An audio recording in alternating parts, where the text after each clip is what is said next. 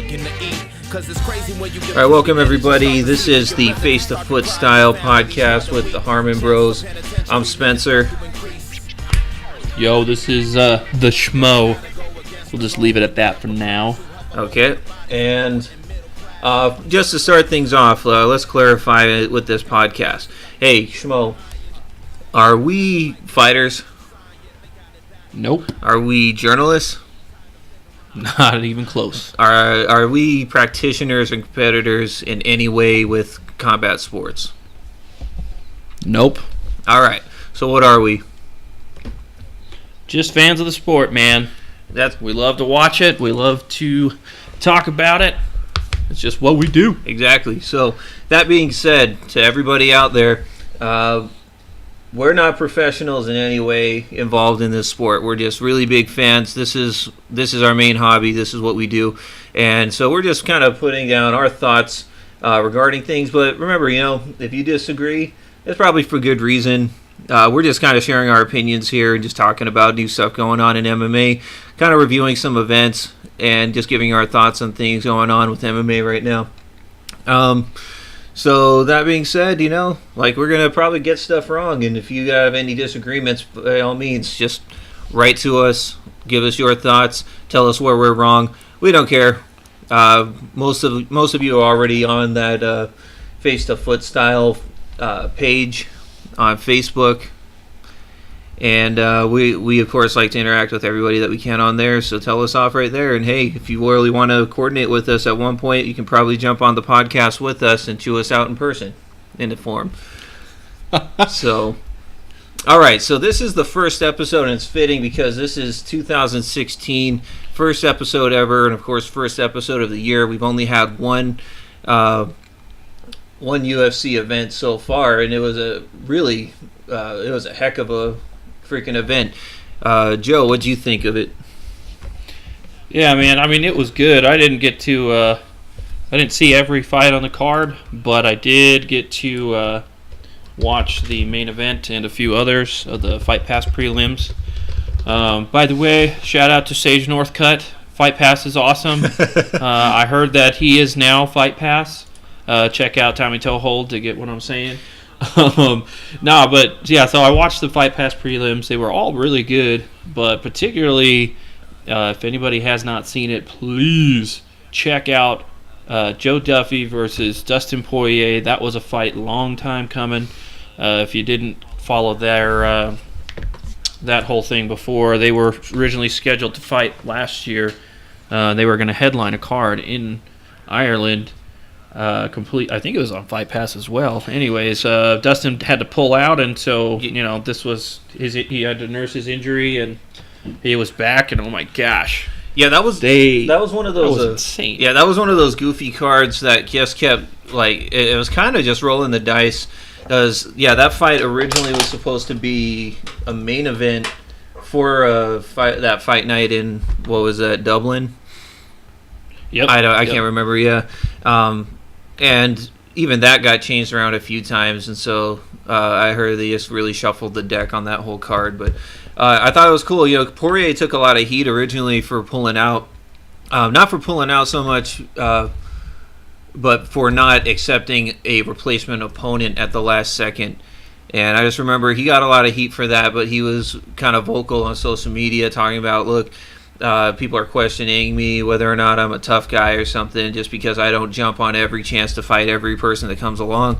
But I kind of see what his point was on that because, of course, everybody's going to love the freaking Cowboy Cerrones and Benson Hendersons who want to fight every chance they get. Anybody, bring on everybody. But at the same time, I see Poirier's perspective because he was... Well, first off, if he had done that, he probably would have been injured at this point, and we wouldn't have eventually even seen him and Duffy, because that was an awesome fight, like you said. And if he had just jumped on the first person who came along to replace him, we wouldn't have gotten that fight. I liked how he was like, look, I'll just wait a few more months, and we'll make this fight happen. Because that's right, yeah. And always take in. I forgot. I thought Dustin was the one that was injured, right? It was Duffy that had to pull out. Yeah. Is that what you're saying? Yeah. Yeah. I could be wrong. I mean, like I said, like we clarified at the beginning, we we don't know what we're talking about all the time. So, yeah. No. I think you're right. But that was the other thing too. It's like because when you keep taking, of course, we love all these guys that take on all comers, but at the end of the day, you kind of do a favor for the person who's on his way up if he beats you, which not a knock on guys who win on the short notice, but it's like you've got everything to lose and nothing to gain at a certain point, because if you're so highly ranked above the person who's replacing him, all it is another W, but you're not going to move up the rankings beating all these guys that are so much lower than you in the rankings. So it's the only people who kind of win in that are the fans, which of course I'm up for. I'll watch anything they put out, but I can't blame the fighters for not wanting to be Donald Cerrone all the time. I mean, and that's kind of and that's kind of a reason I think why Donald had to do an 8 fights in a row before he got another title shot. He was winning all the time, but it's good because he was taking every opponent that came his way. He wasn't convincing people to get a title shot. It's like, all right, you keep beating these lower tier guys, you're not going to get a title shot off of that. But I don't think he really cared. He's made it clear that he didn't care about getting the title shot, so that contributed to it too. Right. So. Well, he wanted money, and he made that clear. He's like, I'm here to make money. So he had a lot of stuff he was into. He's like, he takes a fight, he's going to make more money. So yeah, for sure. Yeah. Well, anyways, there's reasons why people do what they do, and yeah. Anyways, either way, the Poirier Duffy fight was complete madness. I did tag you in that one, didn't I? Yeah, you tagged me. Yeah, that one was. How'd you like it, dude? It was freaking crazy. That was intense. That was a crazy freaking fight. Like at the start of it, just the way Duffy was just hammering him with these crazy shots. Poirier was definitely receiving the damage. You saw his head and his body completely, not ragdoll, but like you could see him just absorbing those shots, like how hard he was getting hit. But it was, and you got like nose busted. Nose was just completely busted. Crooked. It was just a running faucet the entire fight. That was crazy.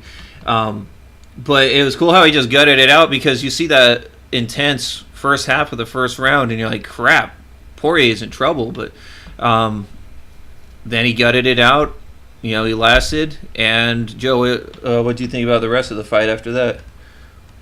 Oh yeah, no, it was crazy, dude. It was insane. I couldn't believe it that he hung in there. It was funny because he was like, in the interview afterwards, he's like, his nose was so bloody that he couldn't breathe, and he's like, I know, he's like, I hate doing the takedown thing, and I wanted to keep it exciting, but he's like, I couldn't breathe out of my nose.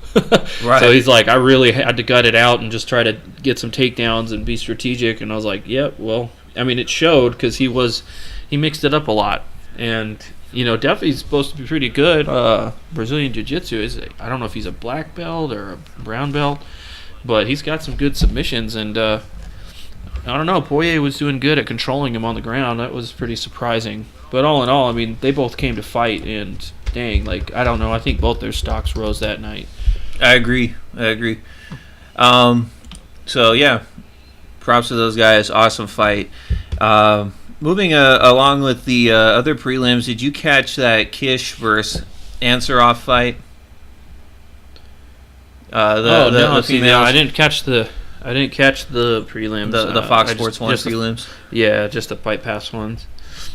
So what's her name? Ansarov fought. Ansarov fought Kish, but okay. This sucks for me because.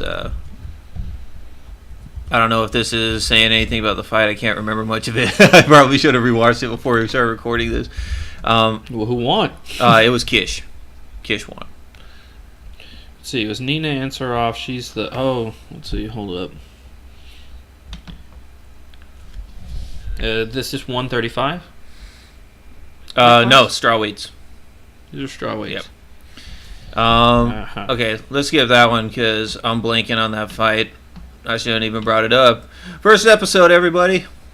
Hey. Okay, so all right. Okay, here's a good one. Professional. This one was crazy, and maybe this is what. And I'm not dissing on anybody who came before. I'm sure they were good fights, but there's always those fights as you're watching that stick out, and it's like you know that the entire card was cool, but there's certain moments that are the things that dominate your memory. And for me, this was one of them. Kyle Noke versus Alex Morono. That was a pretty awesome fight. I had Kyle Noke picked. I like Kyle Noke a lot, and he's looked really good in his last few fights. I think this was his 4th or 5th fight at welterweight. He's looked really fresh, like in his last so many fights. But then Alex Morono stepped in for Kelvin Gastelum, and man, really looked good. It was a very close fight, very back and forth. But Morono, showing up on just 2 weeks' notice, like hung in the whole fight. He didn't look gassed. He didn't look extra worn out. He didn't for somebody who took this on 2 weeks' notice, he was in really good shape, and he ended up beating Kyle Noke in his UFC debut. That was pretty legit. It was close enough though that you want to see this fight again. I know I do. It was just a really close matchup skill wise, and very back and forth. I thought it was cool. So I don't know. Yeah, I recommend that if nobody's seen that. Dang, yeah, it looks like it went to a split decision. I'm probably going to be answering my own question here, but Kyle Noke, he's the guy. Yeah, he was on like season 11 of The Ultimate Fighter, and he was just some background on him. I could be wrong, but I'm pretty sure he was the guy who used to be a bodyguard for Steve Irwin and his family, the Crocodile Hunter. Well, he says he's from Australia, so yeah, no, maybe because all Australians know each other. That's just common knowledge. And I heard that he was like that the Crocodile Hunter's family was super supportive of him when he went to do The Ultimate Fighter, when he pursued MMA. Like they were very critical in supporting him in his early years in MMA. And so I thought that was kind of cool. And to my understanding, there's still he still has close ties with the Irwin family. Actually, it's funny. I was Googling this as we're talking, and there's a funny picture of the Crocodile Hunter with boxing gloves actually training with him. What the fuck? It's awesome. It's pretty funny. I like that. Oh, and there's even this one dude. Steve Irwin is throwing like this roundhouse kick at Kyle Noke's head. What the fuck? That's pretty hilarious. I liked it. No, Steve Irwin was a boss. He was. All right, moving on. This is a fight. The next fight after that, this is one that got shared a lot. At least the highlight. I think even the UFC's official Facebook page posted this highlight of what's his name? McDonald versus Hara. Michael McDonald versus dude, that was nuts, Masanori Kanehara. Really impressive looking jiu-jitsu. Coming from a spectator, of course. I don't do jiu-jitsu. Joe doesn't do jiu-jitsu. All we know about jiu-jitsu is what we see in the cage. So, if anybody wants to correct me when I say this was impressive looking jiu-jitsu, by all means do so. But what a reversal, because Kanehara was kind of dominating Michael McDonald through most of the fight, if I remember right. And if you haven't seen it, you can find that highlight all over Facebook and YouTube. Michael McDonald just kind of reversed the position, got around him and submitted him. So. Dang. Yeah, dude, that was freaking insane. I was watching the highlight and I was like, I was like, whoa. They were like rolling all over the place, and yeah, dude, that was a crazy reversal. That was insane. I was like, I don't care if you're a high level practitioner of BJJ or whatever, and you know what you're talking about, because I know I've seen a lot of crazy submissions, and that one was that was insane. That was cool. That was expert level. You don't have to be an expert to see that was the real deal. That was crazy. That was legit. I liked it. So now moving on to the main card. Now, I can't share my strong opinions on the results of any of these fights because, this guy who's commenting on MMA and a specific event didn't actually watch this first event. Sorry, guys. I got a regular job. I'm a security guard currently. and I can't be picky about my shifts. I'm working every Saturday night.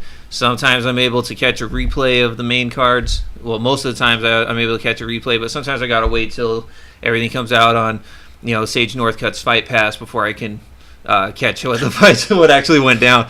So you still haven't seen the? I have not seen the main event? event. I have not seen the I haven't seen anything on the card. I have seen like, I've seen the fifth round. I've seen that legendary fifth round. What kind of fan are you? Yeah, I'm so dedicated a fan that I'm so lame of a fan. I won't even go out and steal it. How lame am I? Oh man, no, it's all good, dude. It was. I just obviously just talking. Let's build up. Let's build up to it. What other fights did you see on the card?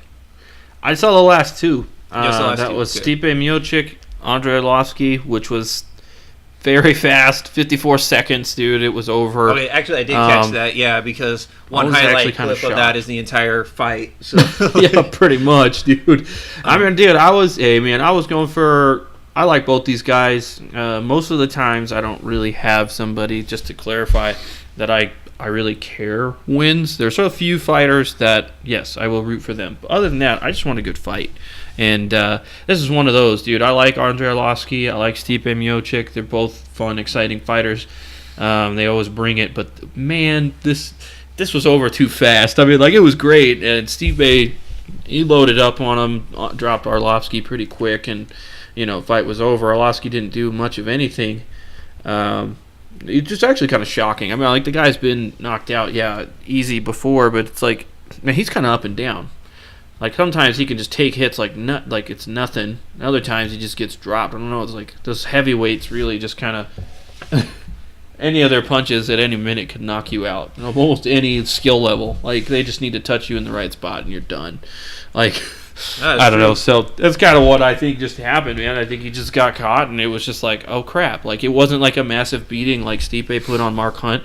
That wasn't not even close to the case. Stipe just was doing well with his stand-up. His boxing was crisp and landed some good combos, and then that one shot that just ended it all. I mean, it was over pretty quick. It wasn't much Arlovski could do to recover, and they kind of stopped it. So it was just like, all right, whatever.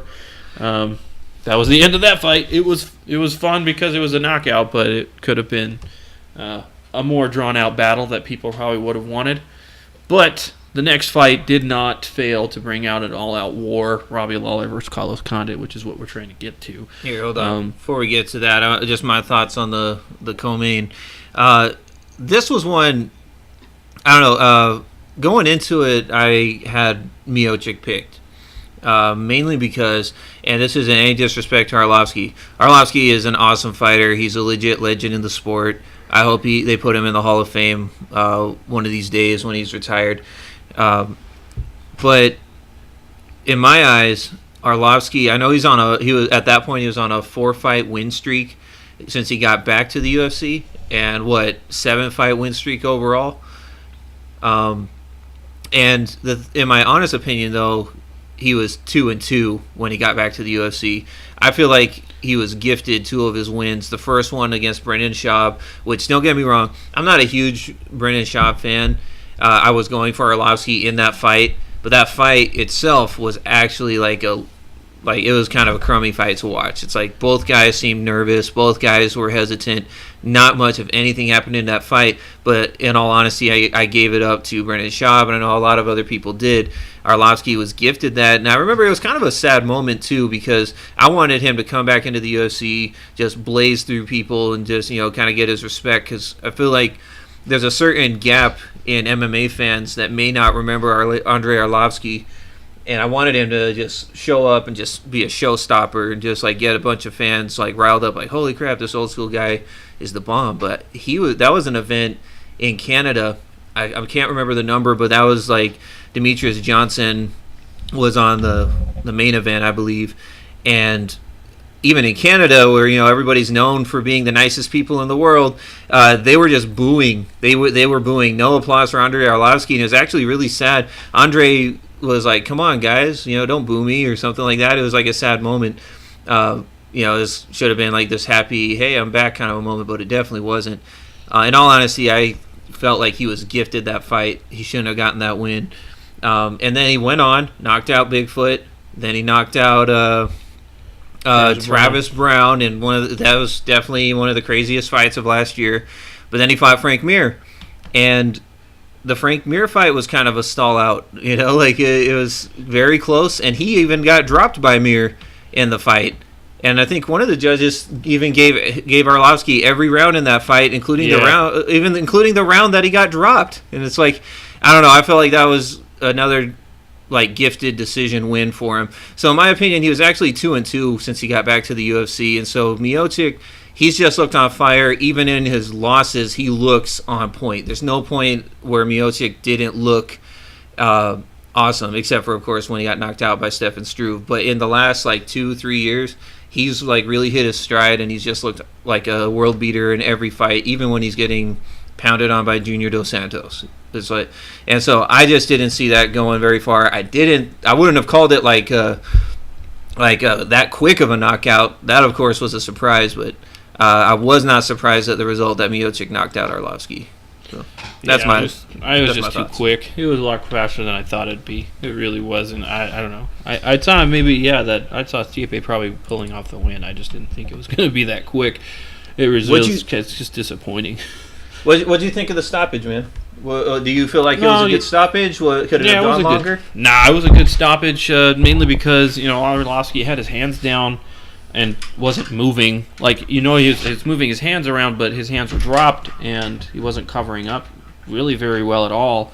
And I don't know. Maybe I don't know who was judging the Mark Hunt fight with Stipe, but Mark Hunt probably took a lot more shots than he should have, so maybe they were that was sad. Stipe could really kill somebody on the ground, so maybe we just better stop this before he messes him up like he did on.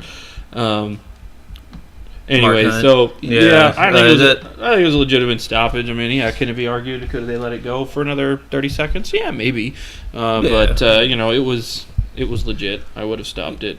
But yeah, to me that's one of those things that's happening right now where there's a huge divide on people who how they personally gear stoppages. I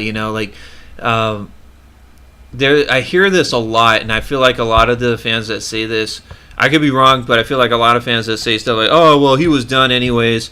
The ref saved him. He was just going to get punished." And so I hear people say that a lot. I'm not saying that this is relevant to the Arlovski and Stipe fight. I agree. I think that was a legit stoppage. I think he was done. But then there's a lot of cases where it's I feel like it got ended too quick. What are some examples from this last year? Let's see. I'm just going to say it right now. I still think that the stoppage for Conor McGregor against Chad Mendes was way too soon. Chad was actually pounding on Conor. Oh no! I'm just saying there. I went there. I'm saying it. This is old news. This is not me being Conor a hater. I'm not being a hater. Leave Conor alone. I know. I'm not. I swear, I'm not a Conor hater. I know. I'm not the biggest McGregor fan. I get very tired of the hype train behind the guy, but the guy shows up, and I'm not faulting McGregor. I'm definitely not going to fault McGregor for what I feel like was an early stoppage. Is it his fault that who was that? Herb Dean jumped on the first chance, the first sign of trouble for Chad, even though there was 7 seconds left in the fight. Yeah, it's Chad is pounding on Conor for two straight rounds, and there was even moments of unanswered shots. But you're never going to stop it with Chad on top of the one moment Chad looks tired and he starts getting shots answered. He's all of a sudden he's like, "Oh no, stop!" You can't even give him 7 seconds to go to his stool. Maybe he can get a breather. And here's my problem. I get upset when people say, "Oh, well, the ref just saved him. The ref is just saving him from unnecessary punishment." I agree that the ref is there to look out for the safety of the fighters. But at the same time, these fighters are the ones who are also putting in all of this time and training and, to go out there and perform. And Frank Mir said it best when he got stopped when he fought Josh Barnett. He's like, "Look, we're not playing tennis out there. This is a fight. If you're losing at a certain point in the fight, you're still in a fight. Let us go out there and fight." And there's been plenty of examples over the years, and this is where I feel like a lot of people that are justifying, oh, well, he just saved him, are kind of hype train fans, because they're obviously not watching fights like my favorite example is Frank Mir versus Big Nog 2. Big Nog was teeing off on Mir. Mir went limp. Mir fell to the ground. It looked like it could, like that would have been stopped like 10 different times by today's standards. But Mir hung in there. Was he out? No, he wasn't. How do you know? Because as soon as he's on the ground, Big Nog starts trying to submit him, and out of nowhere, Frank Mir is reversing it. He doesn't just win the fight; he breaks his freaking arm. He broke his arm. It's like, look, obviously the ref didn't save Frank Mir from unnecessary punishment. All he would have done is stop Frank Mir from winning. And I know that it's different for every case. I'm not saying that has to be the standard. You have to let every fight go that long.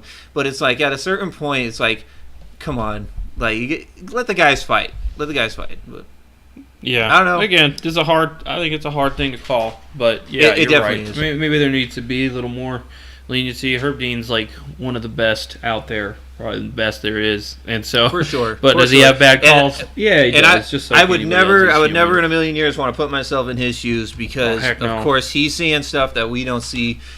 He is making decisions at that very moment, and it's like for the rest of us, like you said, we make mistakes. We want to go back and take those back, but in his case, he can't. All he's got to look out for is the health and safety of the fighters, and so. Props to him. This is just an uneducated, unexperienced fan talking smack on the internet. That's all this is. I even saw people like arguing about the freaking when Condit fought, or not Condit, when Lawler fought Rory McDonald. I was like, Rory's got a faithful following, okay, and like you don't want to knock it because that's good. I mean, he's freaking awesome. Rory's awesome. But sure. I saw people arguing. They're like, "Oh yeah, but Robbie wouldn't have won if the ref would have stopped it like they should have when he had Robbie hurt." And I'm like, "Really? Like, yeah, Robbie was hurt. He wasn't on the ground. He was definitely wobbled on his feet and against the cage. But it's like he obviously was fine, because in the next round, or in the last round, he freaking shattered Rory's nose." And I'm just like, okay, see, people, like, even after the fight was not stopped, people were like, it should have been stopped. I'm like, come on, man. Right. Just like, just admit that your guy lost and, move on. It's cool. It's like there was no reason. Yeah. Nobody's fault was for that. Nobody was at fault other than Rory for losing. That was it. It was like he was the one who lost in that case, and nobody should have stopped anything. It was a fight. Exactly. Like, and make your argument on the flip side. Was it too early of a stoppage? Okay, make your argument there. But if nobody's stopping the fight, like, yeah, should it be stopped at certain points? Maybe. But I think your argument's stronger when somebody stops it too early. Like, I mean, that's more to cry about than to just let something go on. Okay. Well, that's that's another example for me. It's like, look, I'm a fight fan first and foremost. Before I'm a fan of any specific fighter, I'm a fan of fights themselves. And if you're watching, I hope that you're also a fan of fights.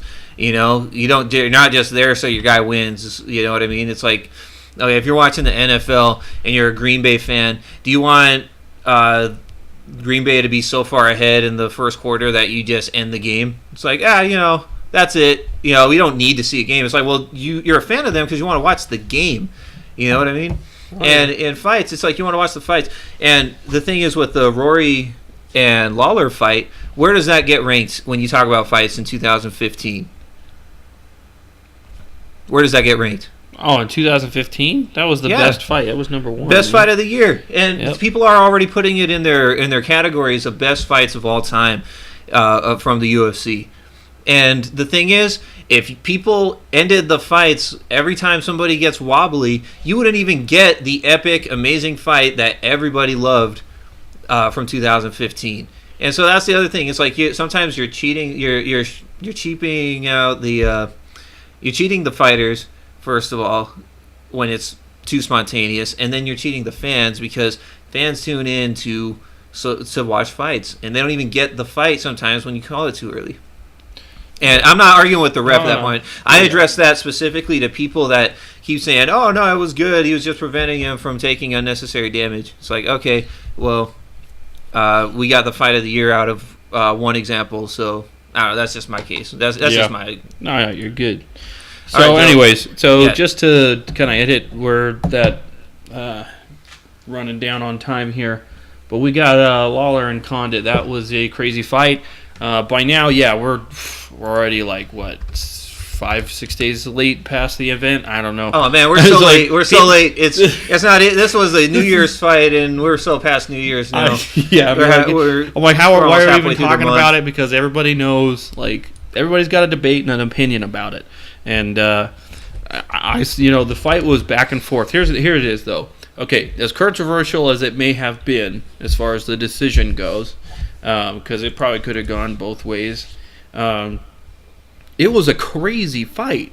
I mean, round 1 went one way, round 2 went the other way, round 3 went another way. I mean, it was just like, it was seriously this, like, it was slow and steady, like it was warming you up. Like, they weren't like going crazy and blasting each other right from the get-go. But as the fight progressed, like, it started getting more desperation. Like, more punches started getting thrown, more kicks started getting thrown, harder shots started coming out. I mean, the fight built up. It was like, and I remember I was texting you updates of this, and as I was texting you, I was like, man, dude, this is turning into a war. By round 3, that's what I was calling it, because like it started that kind of slow, steady technical pace, and then it just started breaking up into, all right, one guy is really getting desperate. In this case, I really saw that Lawler was, he brought his game plan. It seemed like he was, being more calm, collected, and just looking for his shots, trying to be that, I like to call it an aggressive counter striker. Like, he moves forward and he wants you to come at him, and as you're coming at him, while he's moving forward, he's got the momentum. He's going to put the hurt on it, and he's going to throw his strikes, and that's what he does. Condit was using his kicks very intelligently, keeping the distance, keeping Robbie away. Robbie just was having trouble putting together the right shots. And, Lawler had the big moments in the fight. Condit had big moments. Really, in the end, I ended up scoring it for Condit, even though Lawler's one of the only guys that I will root for every single time. I don't care who he's fighting. I don't have a very short list of people that I would actually just root for, but man, I had to give it to Condit on that one, 3-2. I saw the third round for Condit, unlike a lot of people. So, anyways, it was a crazy good fight.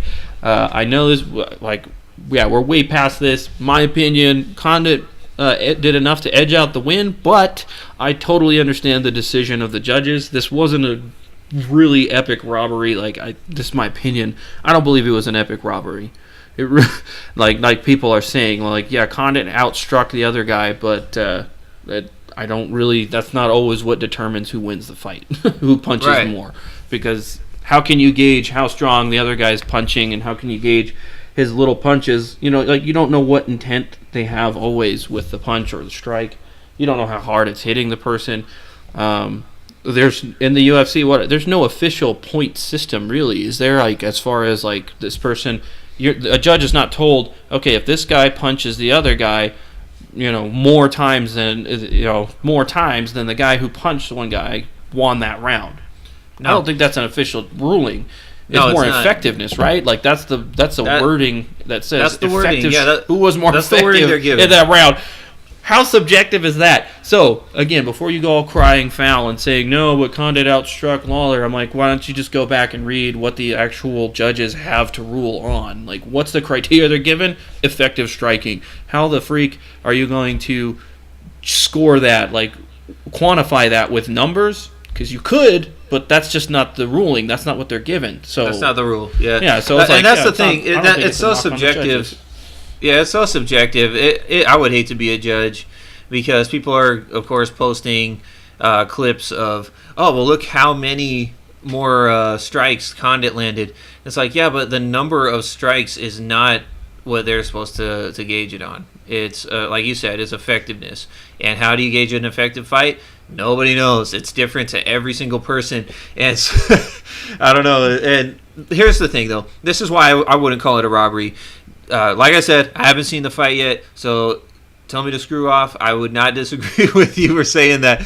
But here's the thing. When you look at the cards of the judges, all of them had the same rounds scored for each fighter. It was safe to say which fighter won which rounds, except for one round.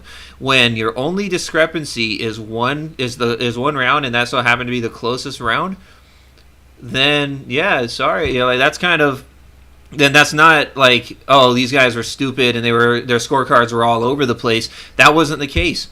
It was one close round where they all kind of disagreed on. When the closest round is the only one that you're scoring either way, that to me that tells me that for the most part these judges were on the same page. They were paying attention, like they were giving good attention to the fight. I mean, and going back to the whole effectiveness of punching, like this is another example of this, and I know some people are hung up on this fight still, but I go back to the example of Claudia Gadelha versus Joanna Jędrzejczyk last year, and Claudia was dominating Joanna for the entire first round. She was wrestling her, she was landing lots of ground and pound, but at the end of the round, Joanna landed that one super clean uppercut, just clocked her right there and dropped her. And I'm like, so at the end of the day, when you're talking about what's effective striking, the person who, pitter-pattered on the other person's face, or the person who hit the other person so hard that they momentarily lost the ability to stand up. Like that's got to be factored in. I'm not saying that it's cut and dry, because there's no set standard, but I can see why you would score that for Joanna instead of Claudia Gadelha, or in this case, Lawler instead of Condit. But once again, I haven't seen that third round yet, so I don't know what I'm talking about. Joe, do you have anything to add to that? Yeah, no, I mean, hey, man, there was this guy that posted a video on Instagram, and what he had done was he took all the strikes. Like, basically, so Instagram, you got 15 seconds to put a video together. So he did the whole round for 15 seconds, and he just kept cutting in and out of all the strikes that were landed in that round. Mm-hmm. And so he had a tally mark on the video as well. On one side, he had the tally for Condit, and on one side of the tally, he had Condit with strikes, and the other one was power strikes. So like ones that looked like they really were like big shots, weren't just like his little pitter-patter shots. And then he had the same thing for Lawler on the other. And so when he dissected the whole video, you kind of see, and I don't know how accurate it was, but it was interesting because it showed that Condit, he threw a ton of volume, so he just threw a lot more strikes, and most of them weren't like significant strikes. They were just like keeping at distance, keeping range, setting up other shots. But then they showed Lawler's power shots, which is why a lot of people argued that Lawler won that third round, because he was hitting harder, quote unquote, which again is subjective. But just the ones that really looked like he was shaking him up, he was knocking his head back. Lawler actually had less of those than Condit, because they showed Condit's big shots too that looked like they rocked Lawler a little bit. So yeah, I mean, and so really in the end, Condit looked like he edged out with significant strikes and overall strikes. So again, I thought I scored it right the first time, but I'm really happy that Robbie got the nod on that, and this fight has to happen again. That's the end of that statement. It really does. It just needs to happen again. I'm not saying immediately, but it just needs to happen eventually. Anyways, yeah. So we're kind of going over time on this. We've got to wrap this up. Worry. You've got to wrap it up? Yeah, I got to wrap it up on my end here. But any quick notes you wanted to bring up from just upcoming stuff? You know what? Hold up. Let's see. Upcoming stuff. Let's see. We've got on the 17th. So next was that Friday, Saturday. Is that Sunday? That's on Sunday, dude. Yeah, the Dillashaw versus Cruz. Finally, I cannot wait for this fight. Let's talk about this real quick. Who do you got picked on that? I can't really just pick. I'm who do I want to win? Because this is one I don't know, man. I just want to see a good scrap. TJ, I'd like to see TJ pull this win off personally. He's kind of I don't know. He's got the fresh, the new fighter kind of thing, kind of vibe going on. He's He's young. Cruz has been around, and he's been around for a while. Unfortunately, he hasn't been able to fight as much as he'd like because of injuries and stuff, and that just sucks. It happens to some great fighters. So on one aspect, I'd love to see Cruz come back and actually win and get to put together a good string of wins. At the same time, I want to see the new wave. I want to see Dillashaw do his thing. I want to see him fight. I want to see him win. Cruz is a douchebag, or at least he comes off as a douchebag. But then again, so does TJ at some points. The same thing, man. Like, I don't know. Like, he's a snake in the grass. He's a snake in the grass. He's a fucking snake. He's a fucking snake. Oh man, no. Seriously though, like that shouldn't be the criteria. That's not the reason why I want one to win over the other. But no, it'd be nice to see TJ win because I don't like how Cruz kind of, and this may be just as Cruz's tactics, his smack talk, but he's just kind of brushing off TJ's success. Like, yeah, you're the champ. You beat some people. You beat people that sucked. Basically telling everybody in the world that Renan Barão sucks. Uriah Faber sucks, even though TJ never beat Uriah, but got dominated twice by Burrell. But I'm just saying, it's like he's just kind of brushing off. He lost by thumbs up. He lost by thumbs up in that second fight. Right, I know, right? Talking about bad stoppages, but anyway. That was terrible, yeah. But I was like, again, Cruz is probably just getting under his skin, but I don't like the fact that he's brushed that off. I want TJ to really legitimize his thing. See, I didn't like TJ. I wanted Renan Barão to win. I admit that right now. I wanted Renan to win. I just liked his fighting style. But TJ won. I still didn't like him. Then he beat Soto, and I'm like, okay, that's not legitimizing your claim at all. Soto just was a freaking ballsy up and coming. I don't know, that was his UFC debut. I mean, so the guy was good, but he's he definitely wasn't on TJ's level, and he got dominated. So I was like, all right, he needs another fight. With that rematch with Renan Barão, I was like, all right, dude, he totally just made this guy who dominated for so long look like nothing. He made him look terrible. It was ridiculous. And he took some big shots. TJ doesn't always intelligently defend himself. He lets himself take some shots in order to get in some good ones of his own. Yeah, but he tries to do a Diaz brother thing almost, where he's taunts. He taunts, but nobody can do it like the Diaz brothers. I know, but it's like. That was the real thing. Too. That's a different. Their taunting's real. Yeah. Well, here's the thing. With TJ, I was watching that second Burrell fight, and man, he was making me nervous for a while because people say what they want about Burrell. Maybe he wasn't as good as some people ranked him, but he was a legit fighter, and the dude had heavy hands. He could hit hard. And when TJ, just to taunt him, dropped his hands and was just come on. He's just eating shots just to eat them. I was like, okay, hold up, man. I know. Maybe he can't catch you, but if you invite him to land that on your chin, it's he made me nervous for a while. I'm not saying that, but obviously TJ knew what he was doing. He knew what he could take because he never looked wobbled in that second fight, that in my memory. And it was a legit fight. That was a legit dethroning of a former champion. Oh yeah, no, it was a massacre, but it was great. Yeah, my take on this is I hope TJ wins just so that once again, like you said, so the new guys can be ushered in. But I want to see the Uriah Faber fight. I want to see Faber fight TJ. I know, man. I'm a huge California Kid fan. I know that there's this dude on our Facebook page. I'm not gonna name names right now because I don't know if he's cool with it, but he always talks about, hey, Uriah's gonna win by eye poke. Dude, that happened one time. Okay, besides Francisco Rivera, Uriah's dude, that was sad. Yeah, that was sad. I'm not gonna make excuses. That was sad. I did not like seeing that. But, I think it's just funny that the same dude's a huge John Jones fan, and he's talking about eye pokes here. But, okay, besides that, okay.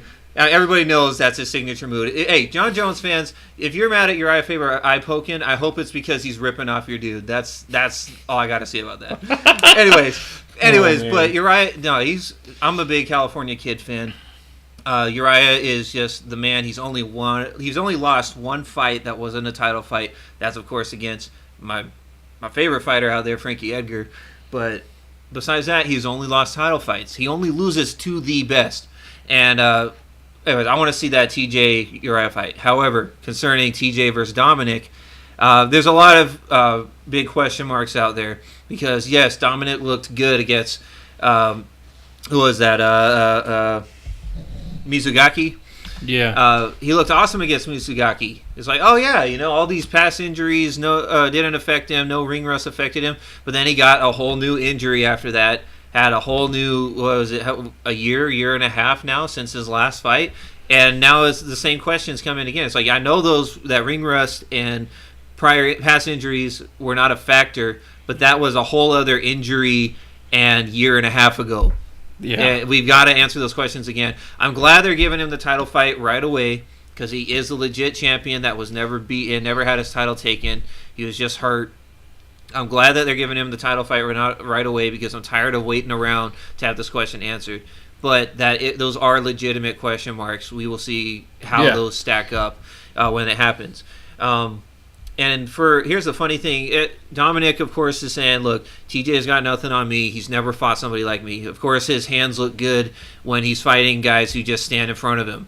But nobody moves like me. But I think that's a double-edged sword because, like Dominick says, before TJ Dillashaw, nobody was fighting like Dominick Cruz. He's like, they called it unorthodox striking. They called it weird striking. I punch at weird angles, but for some reason when TJ does it, they're like, oh, he's got this new style, and they're calling it movement and footwork and all this stuff. He's like, I was doing all of that, and they just hadn't seen it yet, and that was my style. TJ ripped off my style. And he's like, so the double-edged sword about that is that, yes, TJ has not fought anybody like Dominick yet, but Dominick hasn't fought anybody like TJ yet. They're both going to be, I feel like, they're both going to be moving like crazy. They're going to be like, remember those super balls that you could get in the quarter machines at Stater Brothers or something like, you put 25 cents in, you get this super ball, and then you throw it against, you just drop it, and those things just bounce all over the place like crazy. I feel like that's what this fight's going to be. That's what this fight's going to be. It's just going to be two super balls thrown in to a ring. There's going to be bouncing all over the place. It's going to be, I don't know, it's going to be an awesome, fast-paced fight. I don't know who I'm going to pick to win. They're both legit, and I don't know, I'm just excited to see this fight. Yeah, it's awesome. You got time for me to comment on one last thing before we wrap this up? Just real quick. Go for it. Just real quick. Okay, of course, I want to give a little bit of attention just to one other thing because I don't want to just look. We're fight fans. We're MMA fans. I'm also a boxing fan, kickboxing, etc. When I can watch it, MMA, of course, the biggest. But I want to give love to the smaller promotions as well. I also follow as many Bellator, WSOF events, RFA events that I can. On that note, there's the last card of the year, the official last card of the year, Breakfast with Fedor, Rizin Fighting Federation. Don't laugh. It was, I was just kidding. Dude, Rizin Fighting Federation, for those who don't know, there's Bellator MMA, which is a product of Viacom on Spike TV.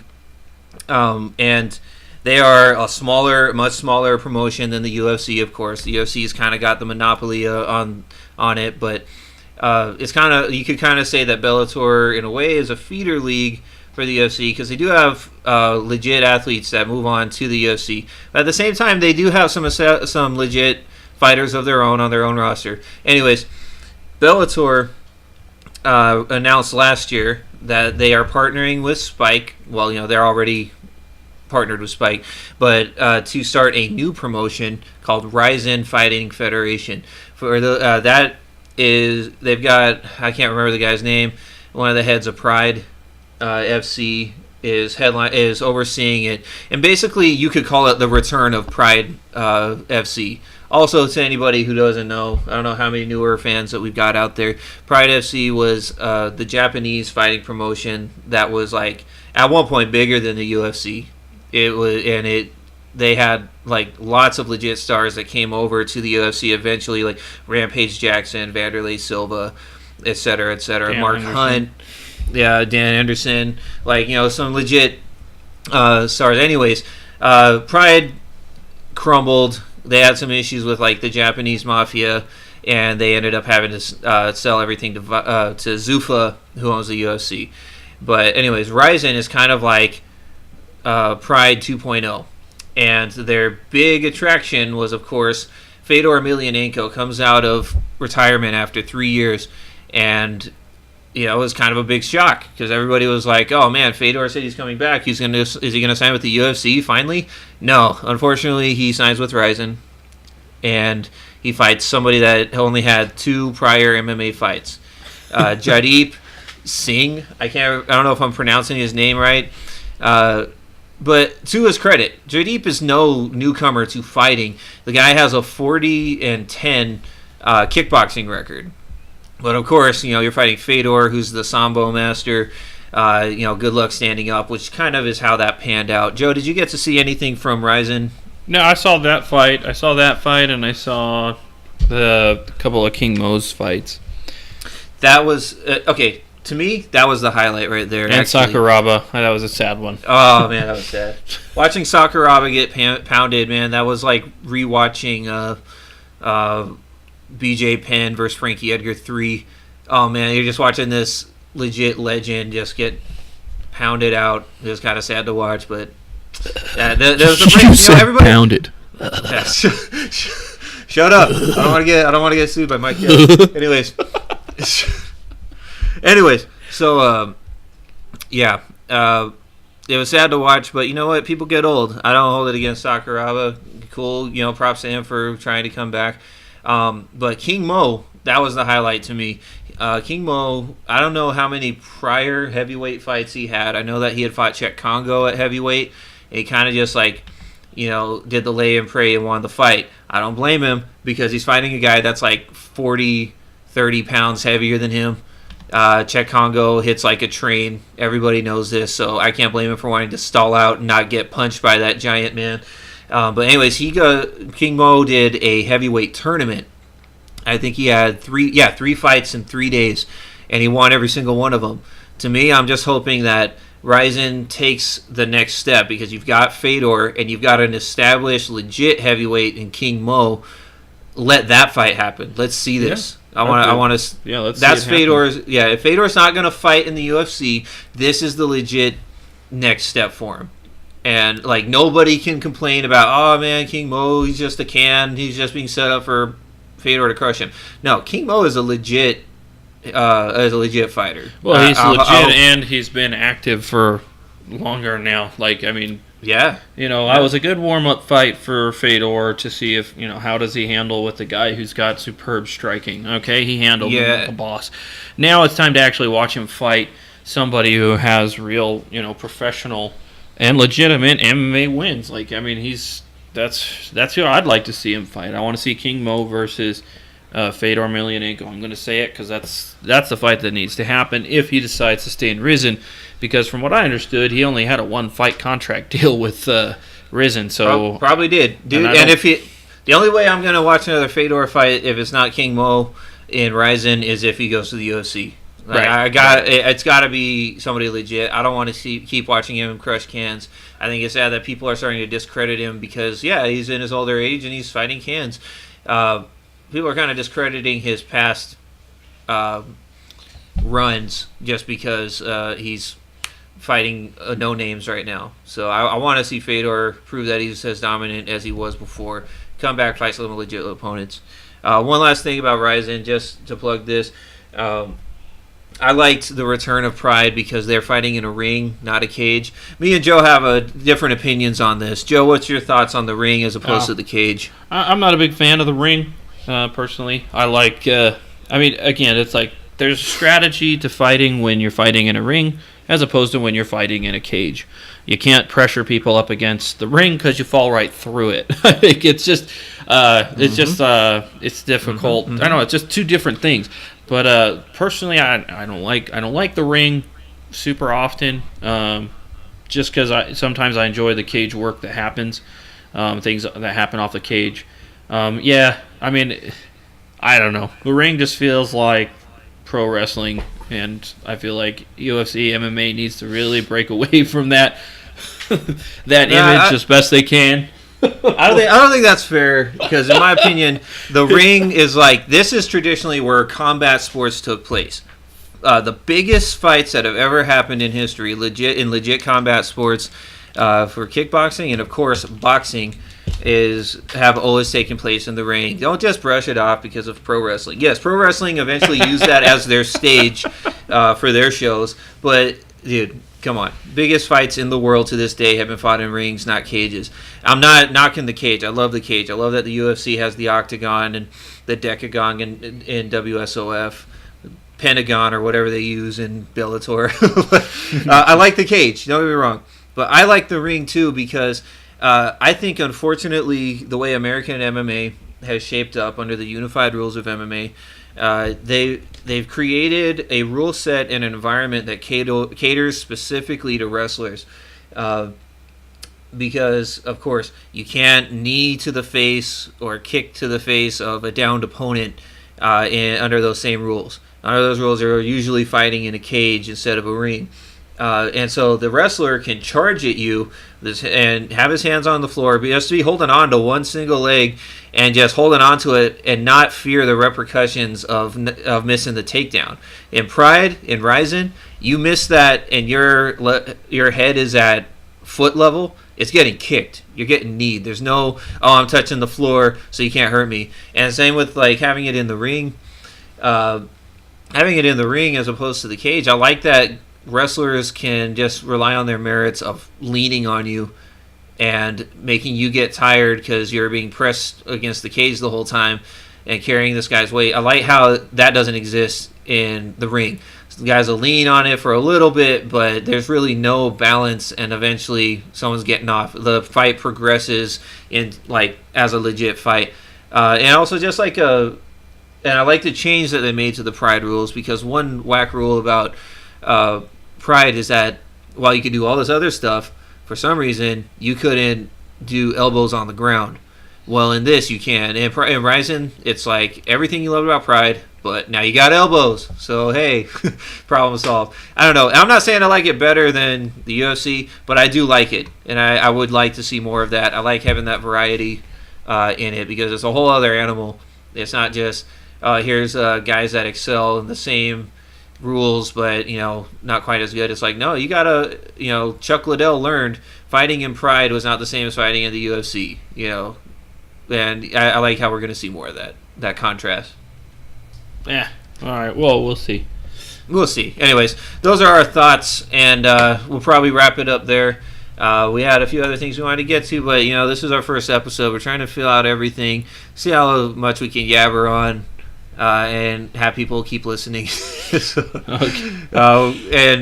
us. Thanks for listening, and give us your thoughts and feedback. Anything, if you tell us, hey, you're rambling on too long, get off of certain subjects quicker. What do you think? Just let us know. Tell us, tell me to plug my nose or something so I don't sound so monotone. Whatever. I'm not saying we're gonna do it, but let us know what you think of the show and how can we improve it. Joe, you got any closing thoughts? No, that's it, man. Thanks for listening. Thanks a lot for listening. Peace out, everybody. Thinking of illegal methods, trying to get what I need. Motivated by the bundles, not I'm looking to eat. Cause it's crazy when you depleted energy start to seep, and your relatives start to cry and your family start to weep. Chances of penitentiary living start to increase.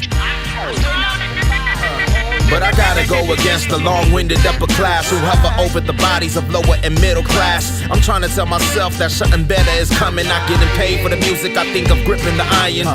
People asking like, damn, why ain't you signed yet? They got it backwards, God knows that I'm fucking trying. Tired of living my life, balancing on the wire. Don't wanna be called a liar, so the truth is trying to stay afloat is hard, but you know that I'm And sometimes it feels like the world can be cold, but you know that I'm frowning on the outside, but smile to show you that I'm trying. And if I gotta tell it like it is, the truth is that I just made. I got my mind on my money and my money on the grind. Every day's another struggle, another mountain to climb. Breaking my back, I put it all on the line. Having a panic attack, racking my mind for any cash I can find. I'm trying, it's hard work doing dirt all by my lonely. Now everybody wants to be my homie, the rest are hating on me. My main goal's making a dough, but the money is slow. And my pockets are broke, I got a family I'm trying to start. In debt with credit cards and a note on my car. I ain't going back to slinging sacks, I'm trying to be legit. Most important, a positive role model for my kids. I ain't going back to a 9 to 5 either. Gotta make these tracks crack, trying to come with these heaters. I need to hustle harder, barely in the second quarter. Stack my paper taller, cause it's getting shorter. Trying to get my life in order. Yeah, trying to stay afloat.